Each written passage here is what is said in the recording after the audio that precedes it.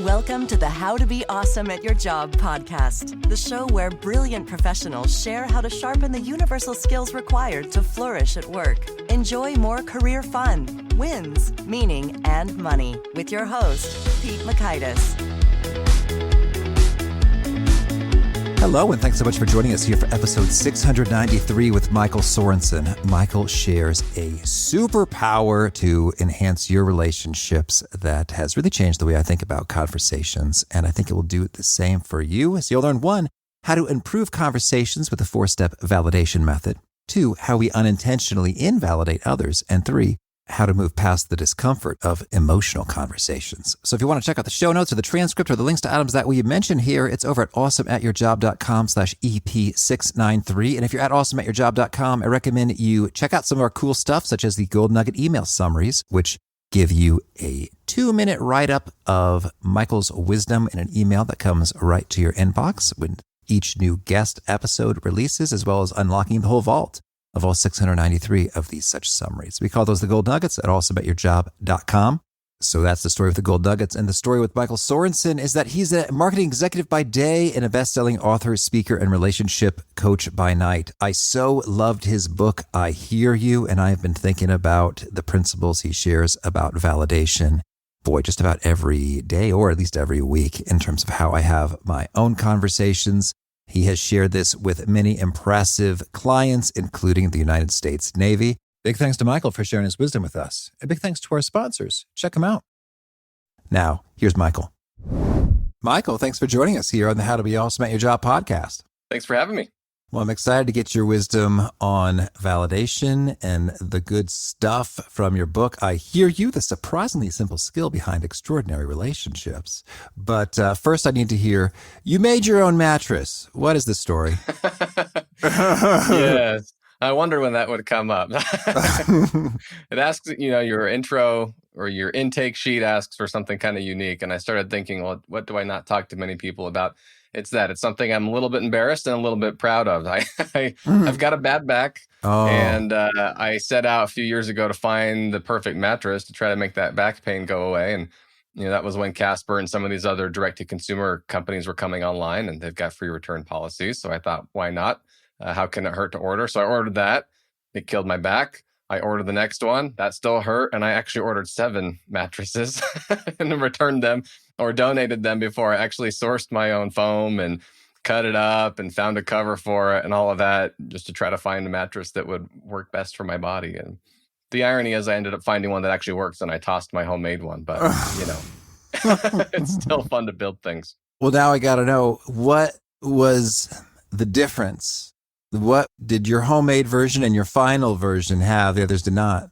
This is incredibly nerdy. I would take a picture of myself laying down with my shirt off so I could see my spine alignment. Okay. And all of them had my hips sagging lower than my shoulders, because I had, my shoulders were propping me up, but my hips were down, and so it was creating this curve. And so I actually got different density in the foam for each section. And so my shoulders had a lighter foam and my hips had a heavier foam to try to get that optimal spine alignment. Oh, that's good. And someone made one with that in mind. Oh, they actually didn't even have that. I just lucked out. Oh, okay. It's the Brooklyn Bedding. They don't even make that one anymore, but it's just a latex mattress. But it was it was probably my 8th mattress, actually. And I slept on it for a few days, few weeks, few months, and I'm still loving it today. So I'm not paid to promote it, though I probably should be. Well, I'm impressed with just the sheer force and persistence that you rocked in arriving at this. And likewise, you've got something that you call a superpower, validation. Tell us, what do you mean by validation? What's it do for us, and why is it a superpower? Yes, absolutely. I find, especially in the workplace, since this is largely a podcast about the workplace, we place a lot of focus on the value of listening, right? Being a good listener. And we talk about how important that is. I think we all kind of nod our heads and we say, yeah, I could do better at listening. But really, the main premise of my book and the main thing that we're going to talk about here today is that the truly good listeners of the world actually do more than just listen. They listen, seek to understand, and then validate. Mm-hmm. And that validation, that's kind of the secret sauce. That's what, like you mentioned, that I call a superpower, because so many people are craving that. And validation is essentially just telling someone, hey, I understand how you're feeling, and you're not crazy for feeling that way. That's really the essence of it. And it sounds so simple. It is simple, but I'm telling you, Pete, it makes all the difference in the world because most of us just jump in with feedback or advice, or we try to help people. We try to make them feel better when they're coming to us with a complaint or a concern or a question, when really what they're wanting is simply to feel heard and understood, right? You're venting, you're complaining, and you just want someone to say, man, that's tough. Or, then what happened? And ask a few questions and kind of get into it with you. That's validation. And it makes all the difference in the workplace, in your relationships at home with your friends and family, because it helps us feel better connected to each other. Mm-hmm. Okay.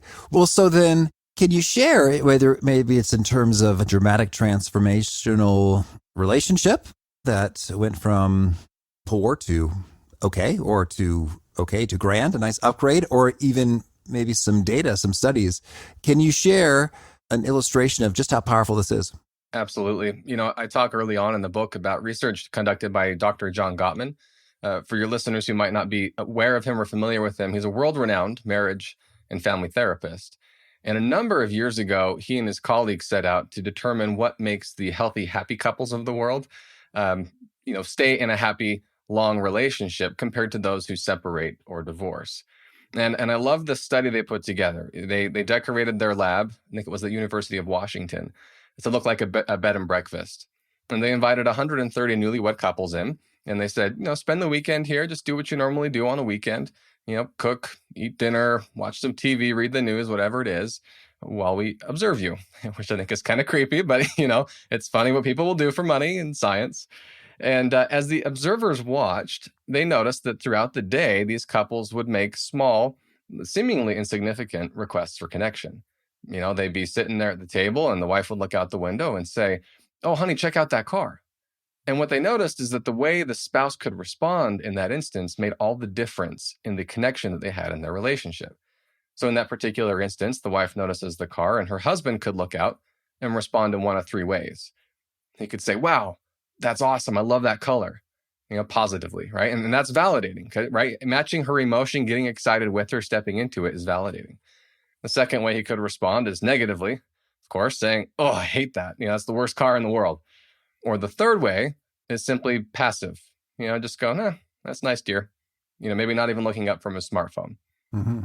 And it seems simple, but when they went back, they gathered all the data, they started analyzing it, and then they waited 6 years and they followed up with these couples and they said, "How are you doing? Are you still together? And if you are together, are you happily married still, or have you separated?" And what they found was the couples who had separated validated each other only 33% of the time. Whenever they would make a comment like that, their spouse would either be passive or even negative about it, but they wouldn't engage. They wouldn't connect with them. Whereas the couples that were happily married 6 years later validated each other 87% of the time. Mm-hmm. Like nearly 9 times out of 10, those healthy, happy couples were meeting those bids or those requests for connection. And I thought that was interesting. At that time in my life, I was in a relationship that wasn't going so well. And I realized, oh my gosh, it's because this woman isn't validating me. She's not connecting with me in this way. And I flipped the page on this article. And apparently Dr. Gottman and his colleagues can predict with up to 97% accuracy whether people will be together and happy or separated years down the line, simply by observing these types of interactions. Mm-hmm. And so I love that study because it made a big difference for me personally in my romantic relationships, but I can tell you it's every bit as powerful in the workplace because work is relationships, business is relationships, right? Whether you're a manager, whether you have colleagues, whether you have clients or customers calling in, you're working with people, you're talking with people, and we want to feel connected and understood.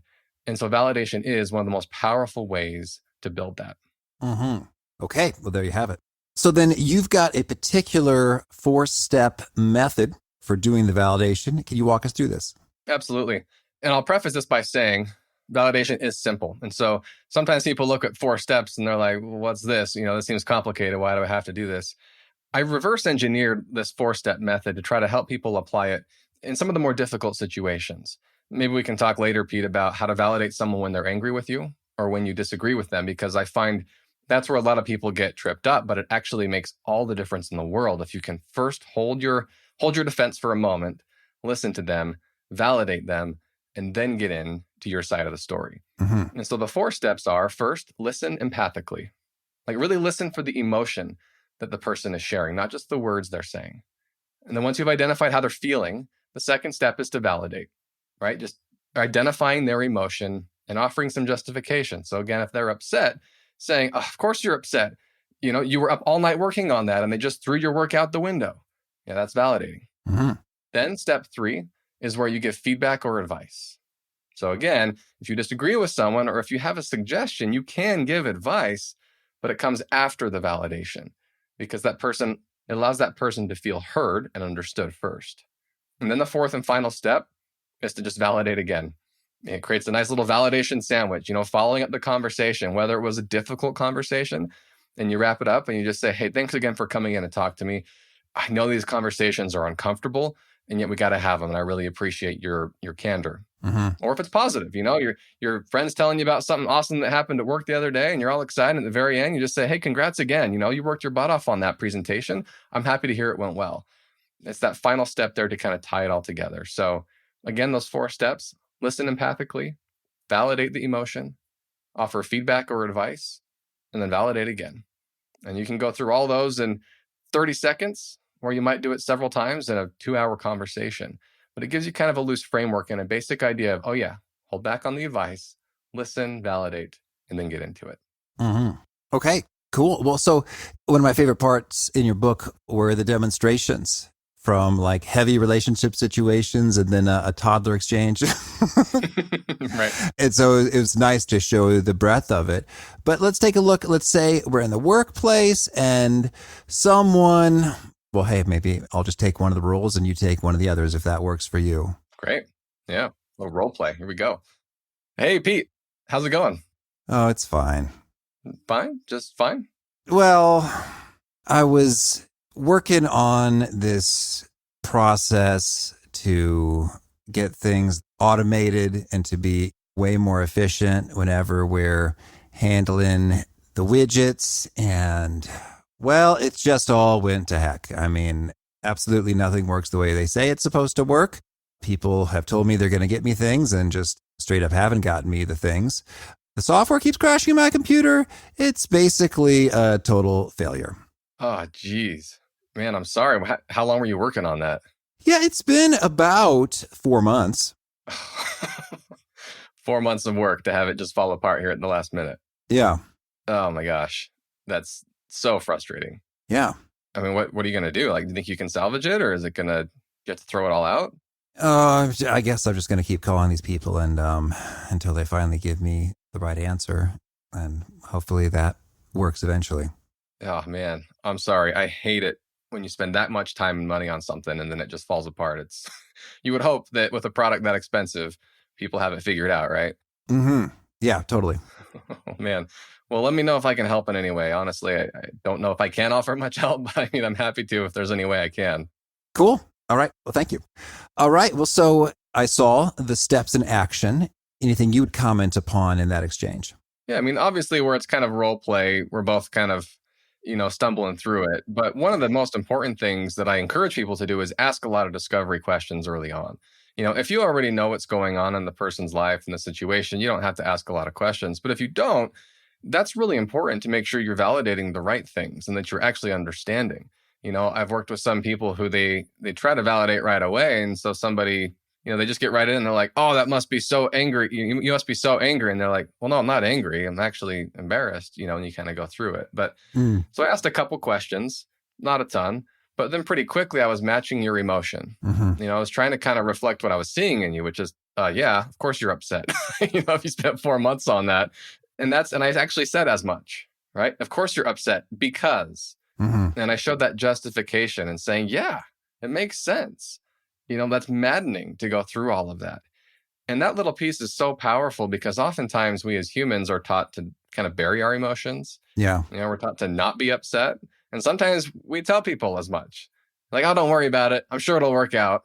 Mm-hmm. But that doesn't usually feel very good, right? You're like, well, I am upset. Like I'm looking for you to see that. And so that was that validation piece of me just saying, hey, that's really frustrating, especially if this and that, or you would think if they had all this time and money put into it, that they would have it figured out. Those are all validating statements because they are giving you permission to feel the frustration that you're feeling.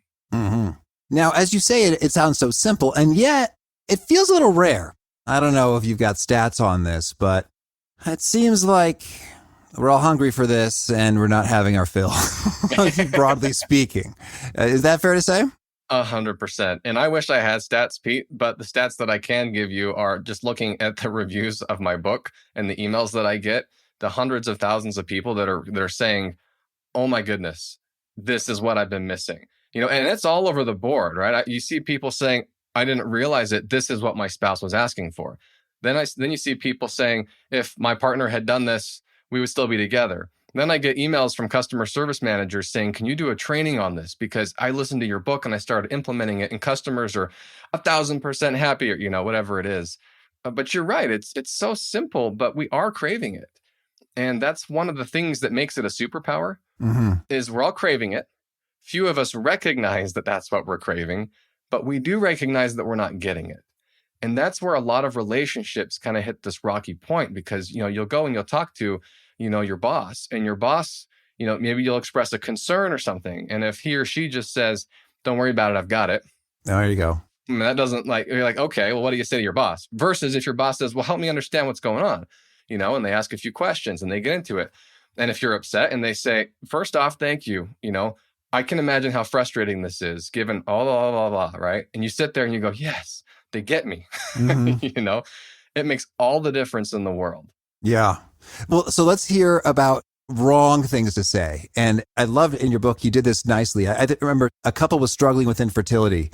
And then someone said, oh boy, yeah, I just look at my wife and she gets pregnant. And I've heard people say that before. Yeah. And of course, when you're reading it in the context of the book, you're like, wow, that is absolutely a horrific thing to say to a person in that context. And yet people say it because I don't think they're tuned in on this wavelength yet. So don't worry about I got it is another example of we're not going to get into your feelings. This is already handled. So what are some other choice things you hear people say a lot that are kind of the opposite of validating? The invalidating statements. Yeah. I mean, it's things like, oh, you'll be fine. It could be worse. Or at least it's not fill in the blank.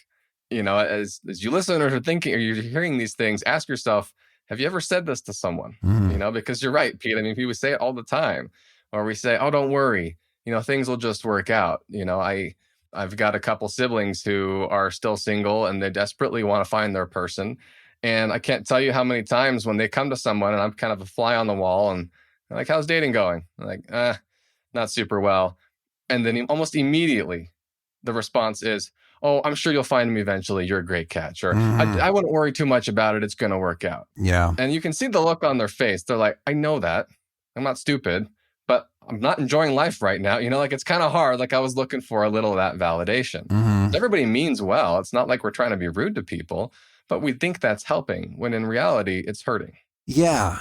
And I think, not that we have to go too deep into this, but one reason we don't do it is we're not aware. Two is we think we're helping. I think the third might be that for a segment of folks is we're just kind of uncomfortable getting into all that emotional stuff. Yeah. Yeah. And so, hey, if that's you, what do you do about that? Well, to that, I would say, and obviously everyone's different. The situations are different. I still hit moments when I'm like, I don't really want to talk about it, with people. So you obviously have to kind of judge the situation. But this is where I think validation becomes, again, such a valuable tool because one of the key reasons I believe people are uncomfortable in those situations is they don't know how to help, right? Especially if it's a heavier. I remember talking to a friend whose parents passed away recently and unexpectedly. And prior to knowing how to validate, I would have been like, what do you say? Right? Really, what do you say? Because I haven't dealt with that. I'm not about to think that I can give this amazing advice. But validation is so powerful because you don't have to say much of anything. You don't have to fix it. The fix, they're going to figure out. And so validation just gives them that space. And so when you talk with someone, I like, Pete, your example, how you said, okay, well, ask me how I'm doing. And you just say, fine, because that happens a lot, and usually it's when people kind of want to talk about something, but they're not quite sure you want to. So they'll just kind of say, I'm fine. And you can read their body language and then you get to decide whether you want to follow it deeper. But if you do, you can just ask questions. You can see how they're doing. And you just ask questions and then you validate, and you ask questions and you validate. And you don't ever have to get into solutions. With my friend, I just said, oh my gosh, I can't even imagine. And I just sat there for a moment. and I let her sit for a second. And she said, yeah, it's brutal. And I said, so, how did you find out? And she explained it to me. And I just, again, and even just that response, is validating. Mm-hmm. Didn't even have to use words there. Again, it's just showing respect. It's like, man, I see how you're feeling. And we were able to kind of go through the conversation. I didn't give one bit of advice. Heaven knows she didn't want advice. She just wanted someone to kind of sit in it with her and feel it. Mm-hmm. And so if you're a little uncomfortable with these emotional situations, I do encourage you to try. Next time you have an opportunity, try it and try to just validate the person. Ask some questions, respond with the emotion that you can tell they're feeling. And to tie it off, you can just say, again, like we did on the example, hey, I'm here for you. If you ever want to just talk, let me know. Mm-hmm. And they'll usually say thanks, and then you move on. Yeah, that's good. And how do you feel about the I'm sorry, I'm so sorry? Because sometimes people hate that. And other times it seems completely appropriate. Like in which context? If like it's tragedy or like, let's say a divorce, a death, an illness, you say, oh, I'm so sorry. And they're like, I'm so tired of everyone saying that. Yeah. I don't know. Where do you come out on this one?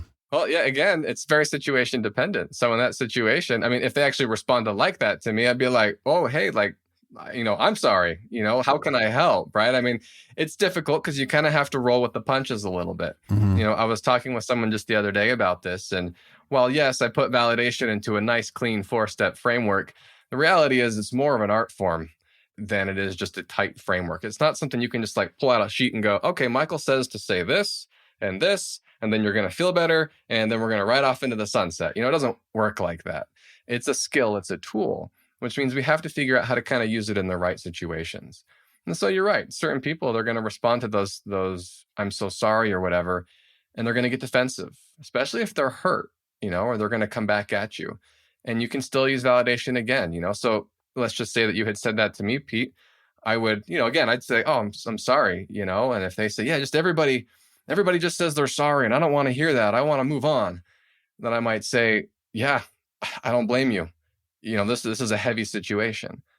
And then they might say, yeah, and we can keep going on. But you see how I was even able to validate their frustration at me and just say, wow, okay, yeah, you know what? The more I think about it, I see how that was hard. I'm sorry for that, or whatever the right response would be. That's good. Well, I guess now I'm curious. So you said at the very beginning, validation basically conveys, hey, I hear you. I understand what you're feeling and you're not crazy. I'm curious, when folks are crazy, maybe either literally that we've got sort of a diagnosable situation, or they are blending their emotions with the exact wrong answer. Like, my boss is such a jerk. I'm going to march in there right now, slap him across the face and tell him in no uncertain, whatever. I don't know. Right. Or it's like, I'm so worthless. The world would be better off without me. Intense. Yeah. I'm sure the right answer is not, you're right. Not the right move there.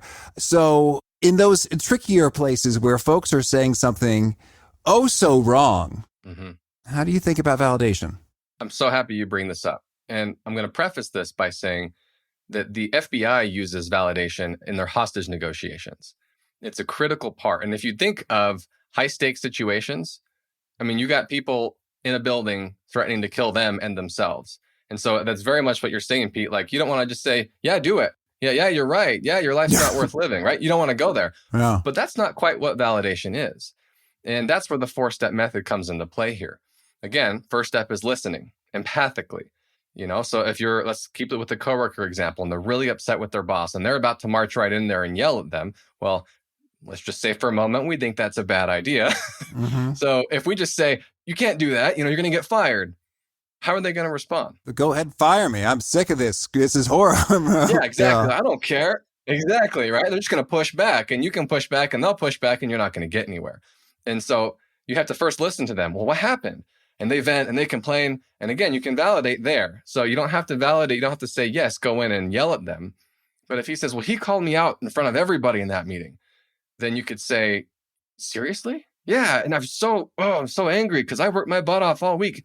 Well, yeah, I'd be upset too, right? That's the validation piece. It's not, yeah, you should go in and yell at your boss. It's, well, of course you're upset given what just happened. And so you keep going through that conversation. You listen, you validate, you listen, you validate. When you can tell they've calmed down just a little bit, or maybe they're about to be march right in the door, then that's when step 3 comes into play. And you say, well, hold on one second. I do have a few thoughts on this. Do you mind if I share? Okay, now that intro, that transition to step 3 is big because it shows respect. If you just say, hold on, don't do it, it's a bad idea, again, they might get defensive and start arguing with you. But if you first ask permission to share your thoughts, most people will say, fine, what? What is it? What are your thoughts? And then you can say, maybe yelling at your boss isn't the best idea. Have you thought about this or have you thought about that? And what you'll find is if you've listened and validated first, they are 100 times more likely to listen to your advice when you bring it up. Mm-hmm. So it all comes down to that order. And again, you see the same thing in situations where someone's angry at you. You see the same thing in the hostage negotiations.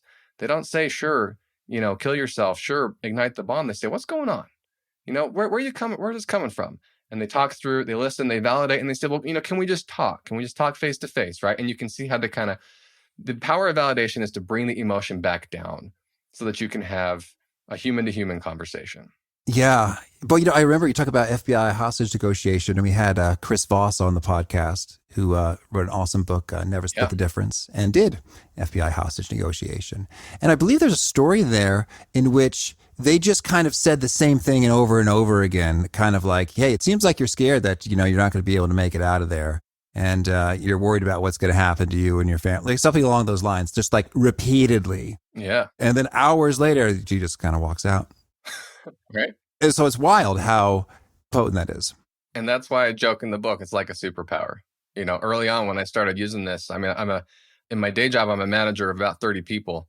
And, I was a very young manager at the time when I wrote the book, and I didn't know how to deal with certain situations. And as I started using validation, I mean, I had some pretty tense conversations, some people yelling at me, some really difficult things. I had made some mistakes, all of that.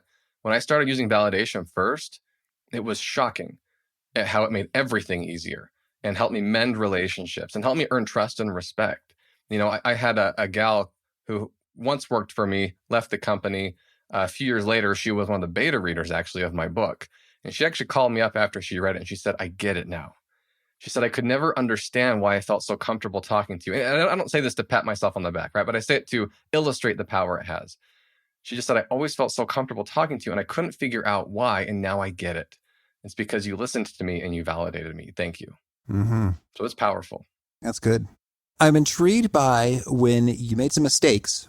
How might validation work in that context? Like, hey, I can understand it'd be really frustrating that this guy, namely you, means you have to redo a bunch of things now. Exactly. Or how'd that go? Yeah, it just comes down to ownership. And that takes humility. It's not an easy thing to do. But if you did make a mistake, there's no sense in beating around the bush or making an excuse. That never looks good in work or just life, right? So I've had, in the times that's happened to me, I'm trying to think of a concrete example, and I'm drawing a blank right now. But if we just go with the hypothetical, they come back and they say, what happened? You told me you would have this yesterday.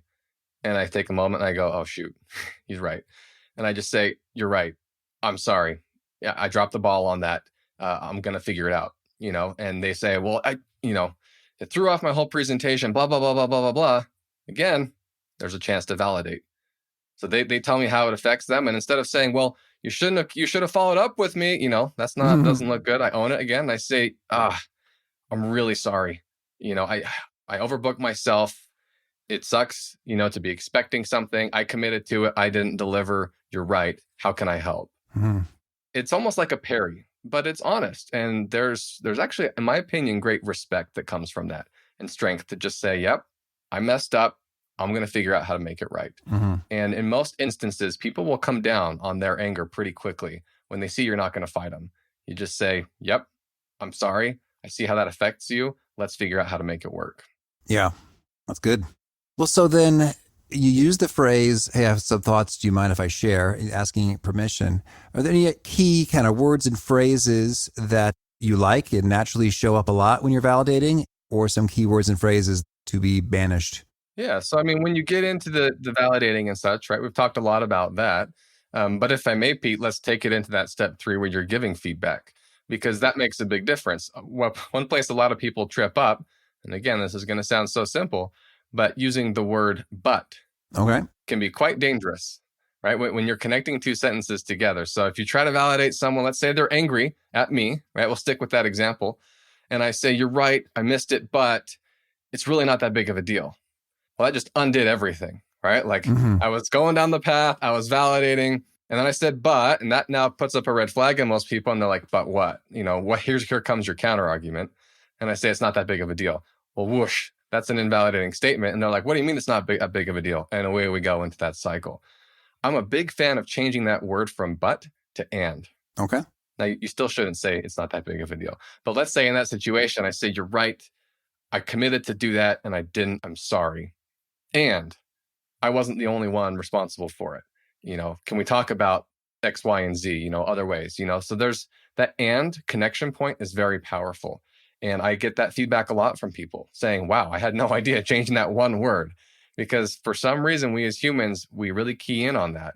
And if someone's saying, hey, I really like, the example I use in the book is, I like what you've done with your hair, but we go, uh-oh, but what, there's something else versus I like what you've done with your hair and I liked it better the other way.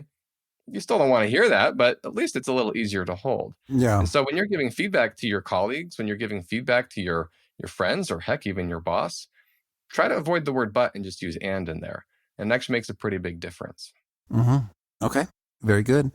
And I'm curious if you just don't feel like you're relating in any way to their emotion in terms of like, I am mystified as to why you were so angry or so annoyed by this thing that really seems like nothing to me. Yeah.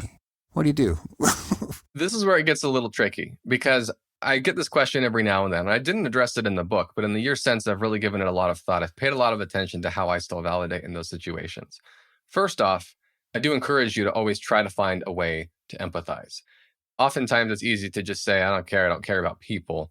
There's a lot of value that comes from learning to empathize with people, learning to identify emotions. And that's a bit of a different topic, though. If in the moment you're like, dude, like, what's going on? Why are you so upset about this? Again, ask some questions first. Don't just dismiss it out of hand and assume they're being crazy, because most people, when you really get into the full picture, act quite rationally. But if you really feel like they're not, there is still value in, I don't want to say lip service, but in still kind of going through the motions and saying, yeah, it makes sense that you're angry. Of course you would be. Even if inside I'm like, I don't really think so. But, it does make a difference still. Again, it's not where I recommend going first. Always prefer genuine empathy. But at very least, you can have some sympathy. And you can at least see the emotion they're feeling. And you can see that they're upset because such and so yelled at them. And that alone can still be valuable and still be helpful to them. Yeah, that's good. And I guess I'm also thinking about, if you really enter into their world, I was recently on a fishing trip and someone was angry that another person had parked nearby our campsite and started fishing. And I actually don't care that much about the fishing on the trip. They're just great guys. I like hanging with them and they go fishing, so I go with them. And so someone was getting kind of worked up about this. And I thought, what's it matter? It's a big old river. But I think as I dove deeper into it in terms of what this person wants most is to catch big fish. It is rare they have the opportunity to go catch fish. And they perceive, rightly or wrongly, I don't actually know enough about fishing, that person's placement there is going to diminish that. Yeah. And that there are many other places he could choose from. Then I could understand, that would be irritating that guy did that when he could just go somewhere else. Right. But it takes some doing for me to get there. Yeah. It does. And that's why, there are times, again, going back, talking about how it's a tool, doesn't mean you always have to use it. I am guilty almost every week of my wife and I'll get into a little argument or even just have a discussion. And if she gets upset about something, I want to jump to fix it. And I'm literally the guy that wrote the book on it, quote unquote. And I'm just like, you know what? Let's just do this, fix it, and we'll be done. And she's like, really? You're not going to validate me at all? And I'm like, crap, you're right. But there are times when you have to just kind of pick and choose. And there are times also when you might just jump in. If we stick with your example there of that guy, if he comes up and he's yelling at you because he wants your spot, you might be like, dude, really? Like it's a campsite, and he's like, well, you can then choose to validate, or you could choose to just dismiss it. If you paid for it, it's rightly yours. I mean, you can walk away, right? You don't have to engage with people who are upset or angry. But if you want to, it will work. Yeah. 9 times out of 10, 95, 99%, I'm making up stats here, but most times it's amazing how you can calm someone down. And so if he's all upset, you say, yeah, like, I'm sorry, like we booked it. He said, I booked it too. Well, there must have been an issue with that. That's really frustrating, right? If you came all the way down here expecting to see this, I get it. Let's go chat with, the front office at the campsite or whatever, and let's see if we can figure it out. But just that little, that if you expected all this and came down here, that's validating. And that can help tone it down just a little bit. I'll give you an example of, this was a few months ago now, but at work, a certain employee who is no longer with the company placed an order for 40,000 t-shirts that we didn't need, but he thought we needed them. He thought it was going to be awesome. Well, a few months later, I get a call from another guy on my team saying, hey, just so you know, t-shirts arrived. This other company who prepared them, they're expecting payment. I don't think we owe it to them because we didn't approve it. So don't worry, I'm handling it, but you just might hear about it. You might want to know. And I thought, well, hold on one second. Can you send me the email thread? I want to make sure that we're being honest here. If we said we're going to order them, we got to pay them. So he sends me the email thread, and I see this back and forth, and my guy was being quite invalidating, frankly. He was just very kind of traditional negotiation tactics, right? Hard line, no, not going to happen. And obviously that's not going to go well on the other end. And it was getting really heated. And so I actually took over the conversation, and I reached out to the guy and I said, hey, do you mind if we hop on a call? And his response was very curt, yeah, this time, period. So in advance of the call, I did a little bit of research, and I determined that we actually weren't on the hook for the t-shirts, but I still wanted to smooth things over, right? I still wanted to do right by them. So in advance of the call, I thought, okay, I'm going to come right into this. He's going to come in ready to fight. He's bringing his A game. I'm just going to validate him first thing. So I pick up my phone, I give him a call, he answers, and I say hello, but then before anything else, I say, hey, before we get in, I just want to apologize. Like, this has obviously gone on far longer than either of us want, and as I'm digging through, it looks messy. There's a lot of back and forth, emotions are running high. I apologize for that. I'm hopeful that we can get on this call and just talk man to man and figure something out. And literally the shock was audible in his voice. He literally stuttered on the other end. He was like, oh, okay. What do you have in mind? And we were able to chat, and we talked through it, and I explained my side, he explained his side, and we reached a resolution that both parties felt good about. It didn't take long, right? But it had been going on for months, literally months, Pete, back and forth, and tensions were running high. And in about 5 minutes, I was able to undo almost all that tension and find a resolution with just a little bit of listening and validating. Mm-hmm. That's beautiful. Well, Michael, tell me, any final key things you want to share about validation before we shift gears and hear about some of your favorite things? I think maybe the last thing I'll say on it is I think it's important to point out that when I talk about validation, we're not validating people's worth. That's one thing that sometimes validation gets a bad rap because people say, well, validate me, tell me I'm worthy, tell me I'm good enough. That's dangerous, right? I'm not talking about that. We're talking about validating emotions and situations that people are dealing with. And so if you have a coworker, or if you have a family member, or even a spouse who's constantly complaining, or they're always just like, I need more. I need you to tell me that I'm good enough. That's a separate conversation. That's a place for boundaries. That's a place for having a conversation and saying, hey, I care about you, or you're my buddy. And again, there's that and instead of but. And this isn't working for me, or I'm not sure how to help you because every time I give you advice, it seems to go in one ear and out the other. So I think it's an important clarification because I never want people to think that I'm saying, well, just tell people what they want to hear. Just tell people that they're great and everything's going to work out. Again, validation being a tool, you use it with other tools, and used well, it earns you respect. It helps you set boundaries. It helps you earn trust with those around you.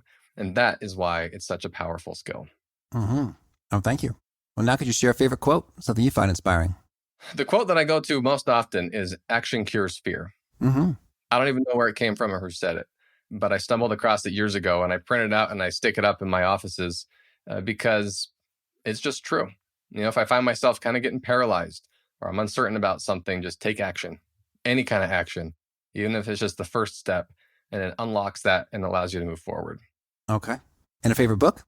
I love The Compound Effect and The Slight Edge.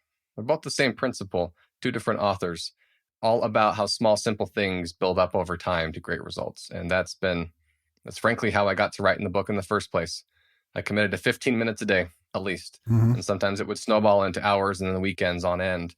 But 15 minutes, small, simple things got me to where I am today. Mm-hmm. And a favorite tool? If we're talking tech tools, I'm a big fan of a text expander. Oh, yeah. You type in a shortcut or like a snippet. Like I type in C phone and it types out my full cell phone, or Pmail, it's my personal email. Little things like that just save a ton of time. That and a clipboard manager. Mm-hmm. So I can copy a lot of things and paste a lot of different things. If you listeners don't use those, you should check them out. What's the best clipboard manager for Mac? Do you happen to, in your opinion? I use CopyM, like copy apostrophe EM. CopyM. Okay. It's the best one I found thus far. There's probably better ones, but it works well for my needs. Thank you. But if you do a lot of form filling, I don't know, man. I use it all the time. I think it's an underappreciated or underutilized little tool. All right. And a favorite habit? Well, I spoke to this earlier on the compound effect, but it's just the simple little things every day. Mm-hmm. So if I have a goal in mind, I'm a big goal setter, I'll break it down to tiny little chunks that I can't not do. 5 minutes a day, 10 minutes a day, 15 minutes a day, just to make sure I'm doing it. Mm-hmm. And is there a particular nugget you share that seems to connect and resonate with folks? They quote it back to you a lot? Yeah, it was that idea that when people vent or complain to us, they usually already have a solution in mind. They're not looking for advice. They're just looking to be heard and understood. Mm-hmm. That's, as I go into the Kindle book and the most popular highlights, that's number one. It's that, hey, if someone's venting to you, chances are they don't actually want your advice. They just want you to hear them, and they'll figure it out on their own. Mm-hmm. And if folks want to learn more or get in touch, how'd you point them? My website's probably the best place to find me, michaelsorensen.com. You can contact me via contact form there and read a lot of my free content. Mm-hmm. And do you have a final challenge or call to action for folks looking to be awesome at their jobs? The biggest thing that I've learned is, at least what I appreciate most, is people who really don't use the word can't. I guess it kind of comes full circle. We joke about my building my own mattress, but I'm a big believer that you can do anything. And that's so trite. We say, I don't mean it in like, you can be an astronaut, though you can be. But if you want something, you can figure it out. And it just depends on if you're willing to put in the time and the effort and the money. And so people on my team or at work who say, no, I can't do that. Can't do that. I hate it because it's so small-minded. Mm-hmm. I much prefer to say, well, we probably could, but it would take the world. I'd rather say, what would it take? Yeah. How could we do it? Even if it's wild and out there, just what would it take? How can we get there? In my opinion, people bring that into the workplace, that can-do attitude, that I'm going to figure it out no matter what it takes. That stands out to me. And I think that is what makes people very successful in life. Mm-hmm. Michael, this has been a treat. I wish you much luck with validating and being validated. Thanks, Pete. Appreciate the time. Great chatting.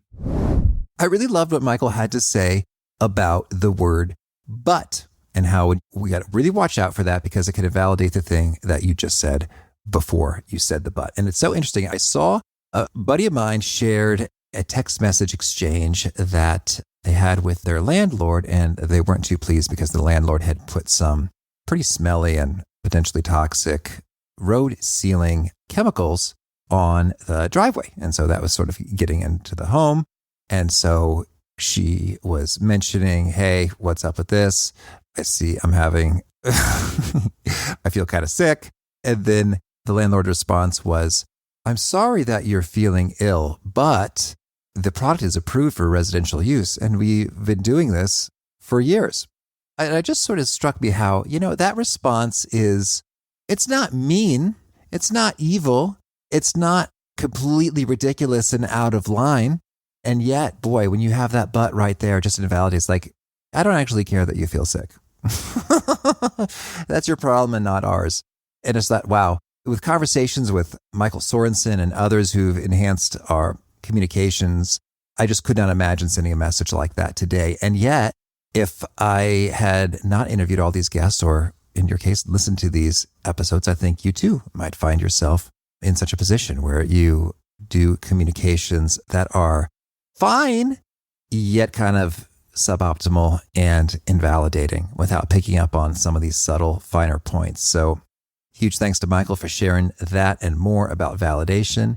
And again, those show notes, the transcripts, the links to items we've referenced are at awesomeatyourjob.com/EP693. Hope to catch you next time. One sponsor to check out is Harvard Business Review. this brilliant magazine, published at hbr.org, is the leading destination for smart management thinking. Fun fact, HBR has been mentioned in 108 episodes of the show. That's because HBR has great stuff that comes up often. They've got explainer videos, podcasts, real-world case studies, and much more. I think of HBR each night that I put on my special orange glasses. Their article, Will Blue Light Glasses Improve Your Sleep?, revealed that those who wore them reported better sleep and a 7% improvement in work performance as compared to those who wore the sham glasses. So I cite HBR anytime anyone tells me that I look silly wearing them. Now, much of HBR's content is available for free when you sign up at their site. Subscriptions that get you unlimited content cost $10 a month. If you visit hbr.org/subscriptions and enter the promo code AWESOME, you can save 10% off of that subscription. Again, to save 10% off of your HBR subscription, go to www.hbr.org/subscriptions and enter the promo code AWESOME. And peace. Thanks for listening. To get the most out of the show, we recommend 2 key things. First, check out the extra resources at awesomeatyourjob.com. You can find this episode's transcript and links, as well as the perfect episode for your situation. You can search the full-text transcripts of hundreds of episodes or explore episodes tagged by topic and competency covered. Second, subscribe to the podcast and get future episodes automatically. You can subscribe by telling Siri and several other smartphones and speakers, subscribe to the How to Be Awesome at Your Job podcast, or by tapping subscribe in your podcast player of choice. If you'd like some extra help figuring out podcasts and how subscriptions work, visit awesomeatyourjob.com/subscribe for guidance. Hope to catch you on the next episode of How to Be Awesome at Your Job.